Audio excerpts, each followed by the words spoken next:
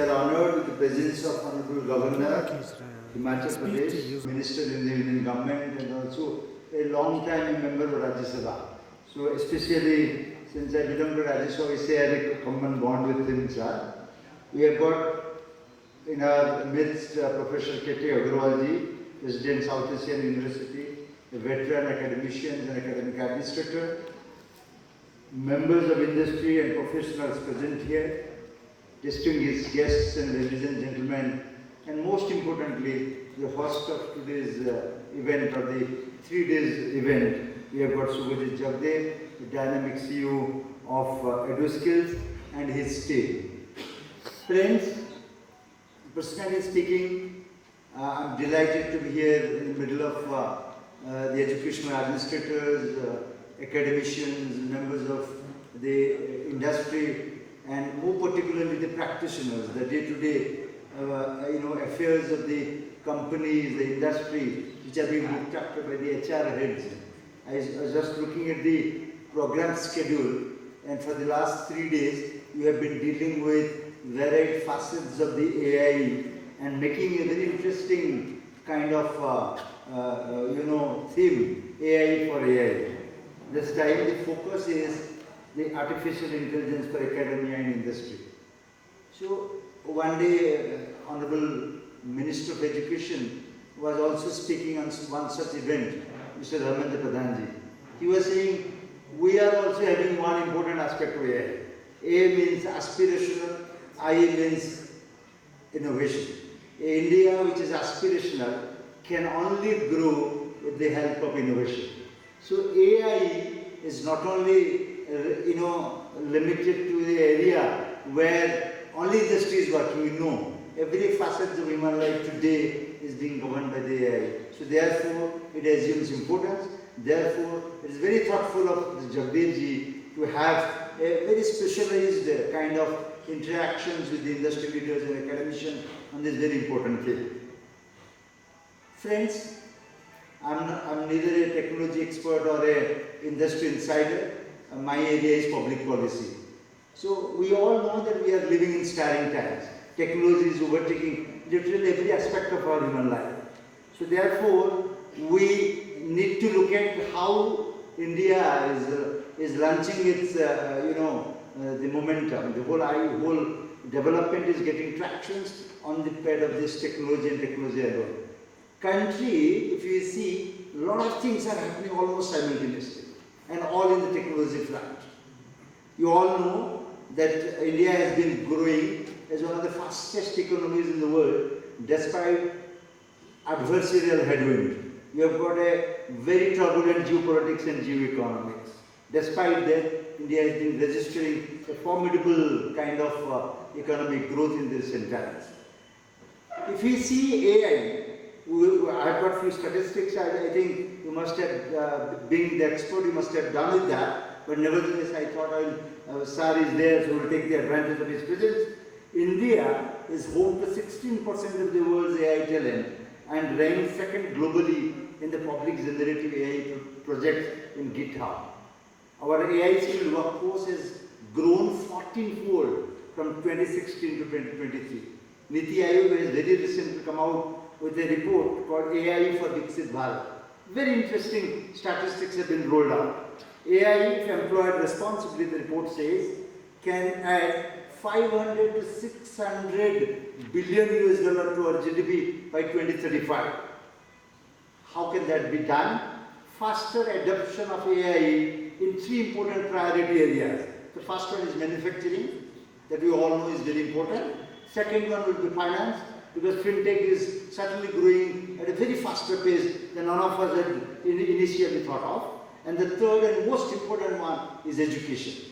So 3 important priority sectors have been identified by NITI Aayog and say if we use AI, apply AI responsibly, quote unquote, very important, because AI needs to be used responsibly. Otherwise, we all know the pitfalls of its misuse. So therefore, further, the report says 280 to 475 billion US dollar can come from AI-related innovation That's more important. That's in the value chain. That's not the direct impact. But in the end-to-end value chain, you have got again a huge benefits is accruing.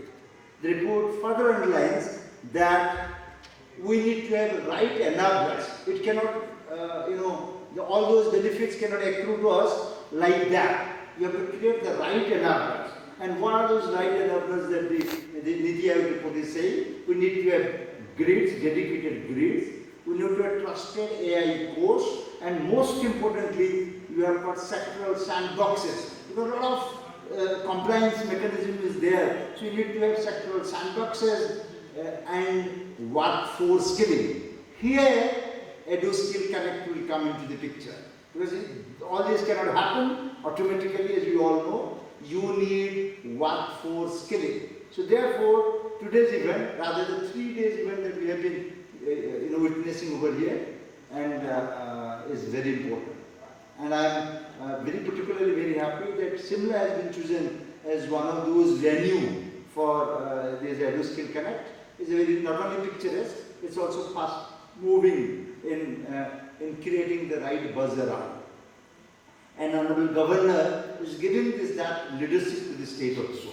So we must be very thankful to the leadership of our Honorable Governor that he has given to the state and for which the country is also getting benefit out of it. Apart from this, another important things that have come to all of our notice, the India AI mission. The government is not sitting idle. Government is proactively engaging itself in all sectors. Industry, yes. Education, yes, all sectors are being rightfully connecting these domains. India AI mission, the government of India under the leadership of Honorable Prime Minister Narendra Modi has created an investment, kind of, opportunities. 10,300 crores have been earmarked for this. A huge sum. It's creating world's one of the largest computing kind of infrastructure. 18,693 GPUs, almost 9 times of DeepSeek, and nearly 2/3 of the ChatGPT. That kind of a mega, architecture is being built around. Money is not problem. What used to be the problem was leadership. That has now no longer be the case. So right away, you as industry leaders can take upfront, take the lead, and government is there to back it up with its right policy support at the right time. According to Stanford AI Index 2024, India ranks fast globally in the AI skill penetration, ahead of even US and Germany. Many of us do not realize that these are the reality. So give a big hand to all the industry experts and our policymakers, the leadership of Honorable Prime Minister and his team for creating such a hugely important moment of pride for all of us. Importantly, India ranks fast in AI skill penetration among women. That's another huge thing that has happened. Among the women, AI is also getting the right penetration. This is inclusion in action. As we bring AI from not only the boardrooms but also classrooms, that's more important. Therefore, most of these universities and educational institutes are here. The AI is taking the buzz and the right in the classroom. So therefore, one important thing that is coming, AI is trained on whose data? AI, all we know, the data sets are not ours, certainly, but now the challenge is how we can make AI to use the India data, the Bharat data. That's more important. As we all know, since you all are experts, I am not expert at all on this, we all know this is the additive and predictive technology formatting gone into the whole architecture of creating the AI. Therefore, more we get this Bharat data into it, ideally, gradually, the ChatGPT will speak the Indian language. We have got 22 Indian language and 19,500 mother tongues, and God knows how many dialects are there. So you have got castes and communities, the whole diversity that has come around. So we cannot possibly remain alone or detached from the new technology. What we can possibly do, dominate the technology, by using our own data and making AI speak the language that we wish it to speak. That is the challenge. How we can do that? Therefore, a collaborative effort is important. We need to create a national AI data set. That's very important. And government is looking at that, scenario. And if you make AI inclusive, you make AI ethical and representative, the full spectrum of Bharat will be articulated in AI. So therefore, what a moment of pride for all of us to see AI speaking our language. Therefore, no need to keep away from it, but to use it, rather use it more and more so that AI will pick up our own language, our tastes, our preferences. National Education Policy 20, our education experts are here, I'll just reflect a line or two. National Education Policy 2020, again, a transformative policy initiative undertaken under the leadership of Prime Minister Honorable Sri Narendra Modi ji. So therefore, that's in this 21st century, fast education policy. So therefore, all aspects have been detailed in this. Granular detailing of all important aspects are there in national education policy. Critical thinking, that will become equity, access and inclusion. These are important aspects of new education, the national education policy. So therefore, AI has a huge chance in it. Therefore, Government of India in this year's budget has created 500 crores investment opportunity. There is a earmark expenditure for AI mission for education. We have already have COE, Center of Excellence, for 3 important areas: smart city, agriculture, and we are getting into health. We are getting into the 4th and most important one is education. The UPI, the Aadhaar, DigiLocker, these are the examples to the world what India could do in the same time. And if we do right over there, one such important instrument, spectrum, that is AI, then we will definitely show to the world that we are no longer the India of the earlier times. India has risen, the tech movement has come, the India movement has come. We must seize with all our, kind of wherewithals. We can't apparently look back and lament in the past time. We must grow at a galloping speed. Another small important fact I thought I must bring it to notice about the UPI. Friends, 50% of all digital payments worldwide are being made in UPI. Why I say UPI? I'll just relate.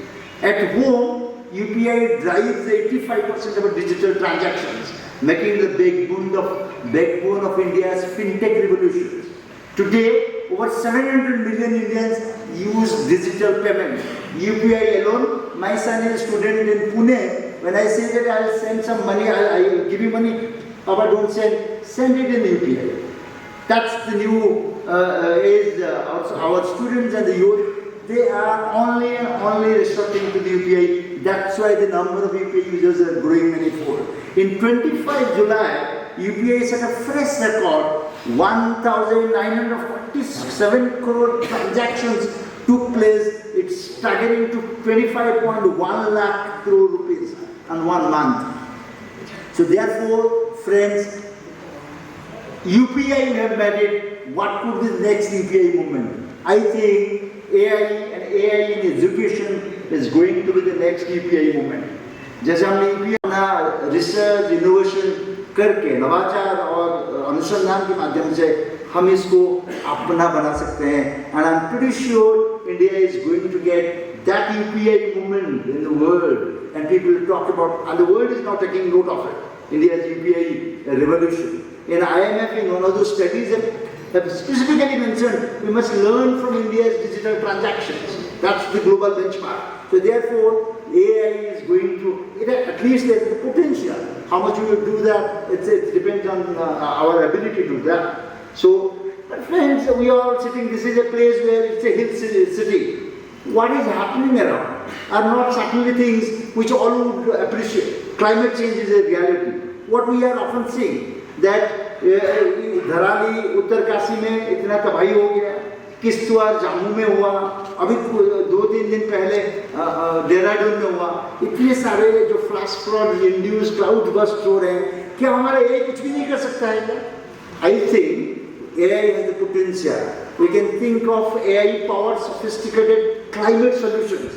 हम कितने अच्छे इनकी flood management system बनाए, कैसे advanced warming system को कितना हम दुरुस्त बनाए, ये सब AI में भी संभव है. So therefore, I think all the practitioners of AI must take this is very important to the life and the sustainability that we talk of India's developmental paradigm. So we must look at that. Friends, technology is the equalizer. We have lost the positions in the previous industrial revolutions. This is called the Industry 4.0. We cannot possibly look back that we lost opportunity. Now perhaps no. That's what the government is giving more emphasis on. We must take the challenges head on. By using technology, we must find a solution. All solutions that humanity is confronted with, more particularly in India, what happened in the last 2023, we had the G20 summit. So G20, Prime Minister himself had given an example. Vasudhaiva Kutumbakam is the only reality. And India will take lead in giving solutions to the global problems. We cannot possibly think that's what the India under the leadership of Narendra Modi ji and India in the leadership of the government in the last 11 years at least. So friends, vast population, we have got demographic dividend, we have got rapidly growing economy. Why are we waiting?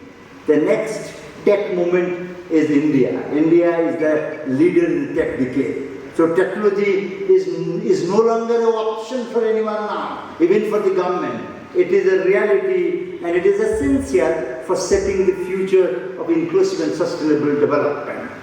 With this, I just have one statement about how the country is looking at manufacturing hub. India is posing itself to be the next global manufacturing hub. We have got the PLI scheme, production linked incentive schemes. 1.96 lakh crore has been earmarked. 14 sectors, the priority sectors have been identified. India is going very big to create the hub for the manufacturing of the worldwide. Global supply chain we can penetrate right away. So therefore friends, what is more important and more troubling for us, that we are contributing just only 17% of the GDP to manufacturing. What is China? China is contributing 40%. So where is 40 and where is 25? Where is 17? Therefore, government has given a projection, they have a plan to take it to 25%. AI will come into picture. Then only India can realize its dream of becoming a global manufacturing hub.